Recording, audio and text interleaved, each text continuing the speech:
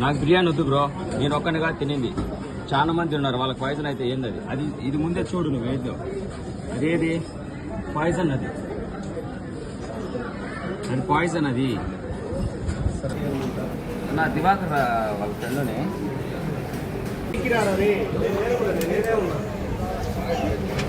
Criminal case పెట్టాలి.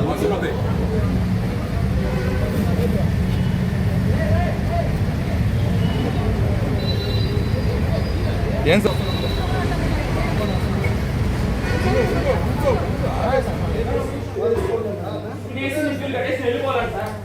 వెళ్ళిపోవాలంట, నువ్వు అంతవరకే మాట్లాడాలంటున్నాను.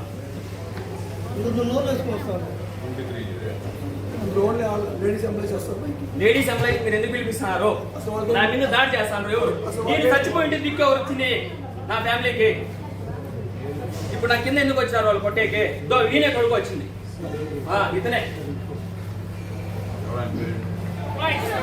తినేసి బిల్లు కట్టిపోమంటున్నాయి.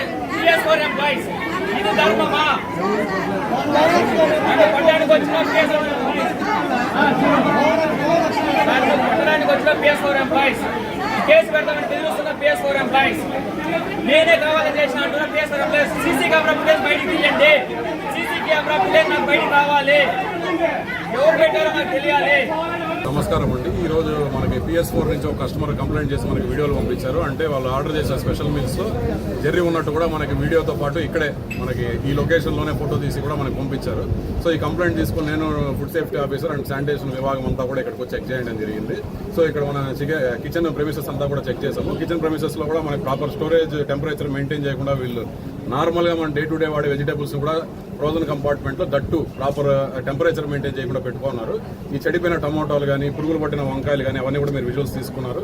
సో అది కాకుండా మనకి పనసకాయలు కూడా స్టోరేజ్ కంపార్ట్మెంట్లో ఫంగస్ పట్టిపోయిండేవి ఆల్రెడీ మీరు విజువల్స్ చూసారు ఇందాక కూడా, అవన్నీ కూడా మనం అబ్జర్వ్ చేశాము. So proper food guidelines follow కాకుండా, proper storage guidelines follow కాకుండా ఈరోజు రెస్టారెంట్ మన PS4 రన్ చేస్తున్నారు.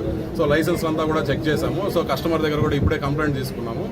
సో కంప్లైంట్ తీసుకుని దాన్ని వెరిఫికేషన్ చేసి ఇమీడియట్గా వీళ్ళకి నోటీస్ ఇష్యూ చేస్తాం మన మున్సిపల్ కార్పొరేషన్ తరఫు నుంచి. అండ్ ఈ ఫుడ్ శాంపుల్ కూడా ఏదైతే మనకి కంప్లైంట్స్ వచ్చాయో ఆ శాంపుల్స్ అన్ని కూడా ఇప్పుడు వెరిఫై చేసి మన ఫుడ్ ఇన్స్పెక్టర్ గారు ఇప్పుడు దాని శాంపుల్ తీసుకొని ల్యాబ్కి పంపించడం జరుగుతుంది.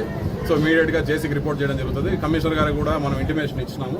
సో భారీ పెనాల్టీ దీని మీద మన రెస్టారెంట్ మీద ఇంపోజ్ చేసి, సో ఇప్పుడు ఆల్రెడీ కుక్ చేసి ఉండే ఫుడ్ శాంపుల్స్ కూడా మనం చెక్ చేస్తున్నాం. ఇంకెక్కడైనా కూడా ఇలాంటి ఏదైనా ఇన్సెక్ట్స్ ఏమైనా వాటిలో దొరికే అవకాశం ఉందేమో కూడా చెక్ చేస్తున్నాము. సో కస్టమర్ కూడా ఇక్కడే ఉన్నారు, ఇందాకే స్టేట్మెంట్ ఇచ్చారు. ఆ స్టేట్మెంట్ ఆధారంగా వీళ్ళకి నోటీస్ ఇష్యూ చేసి ఇమీడియట్గా కిచెన్ కూడా క్లోజ్ చేశాము. సో మనం వెరిఫై చేసి కిచెన్ అంతా మళ్ళీ ప్రాపర్గా ఉంటేనే దీన్ని తెరవడం జరుగుతుంది. సో ఈరోజు సాయంత్రం నుంచి కూడా వీళ్ళు కిచెన్ క్లోజ్ చేయమని మేనేజర్ కూడా స్ట్రిక్ట్గా ఇన్స్ట్రక్షన్స్ ఇచ్చామండి. సో దానికి అనుగుణంగా మనం స్ట్రిక్ట్ యాక్షన్ తీసుకుంటాం. నగరపాలక ఆ కిచెన్ ఆల్రెడీ క్లోజ్ చేసాము, సీజ్ చేస్తాం. వాటి ఫుడ్ శాంపుల్ ఇప్పుడు ఏదైతే మన కిచెన్లో ఆల్రెడీ కుక్ చేస్తున్నారో అవన్నీ కూడా మనం వెరిఫై చేస్తాము. దాంట్లో ఏదన్నా ఇట్లా కంటామినేటెడ్ ప్రోడక్ట్స్ ఉన్నా కూడా, చెడిపోయిన వస్తువులు ఏమన్నా ఉన్నా కూడా, ఆర్ఎల్సీ ఇన్సెక్ట్స్ లాంటివి ఇందాక వచ్చిన కంప్లైంట్ ప్రకారం ఏదైనా మనకు ఐడెంటిఫై అయినా కూడా వీళ్ళకి స్ట్రిక్ట్గా మనం వార్నింగ్ ఇచ్చి ఇమీడియట్ క్లోజ్ చేయడం జరుగుతుంది. ఎంక్వైరీ అయినాకే మేము కమిషనర్ గారితో డిస్కస్ చేసి అండ్ ఫుడ్ సేఫ్టీ ఆఫీసర్ గారితో డిస్కస్ చేసి పూర్తిగా మనకి దీని గురించి మన స్పష్టత వచ్చినాక ప్రస్తుతానికి అయితే కుక్ చేసిన ఐటమ్స్ ఏవైతే ఉన్నాయో వాటి అన్నింటిని ఇమీడియట్గా డిస్పోజ్ చేయించాము. ఏదైతే మనకి ఇందాక కూడా మీరు చూసుకుని చెడిపోయిన ప్రోడక్ట్స్ ఇవన్నీ కూడా పెట్టుకున్నారు, ఈ చెడిపోయిన ప్రోడక్ట్స్ అన్ని కూడా ఇమీడియట్గా డిస్పోజ్ చేసి వాటిని శానిటైజేషన్ తీసుకొని మన మున్సిపల్ కార్పొరేషన్ ఆఫీస్లో పెట్టడం జరుగుతుంది. సో ఈ క్లారిటీ వచ్చేంత వరకు కూడా ఈ రెస్టారెంట్ సంబంధించి మనం ఓపెన్ చేయాలా లేదని కమిషనర్ గారితో డిస్కస్ చేసి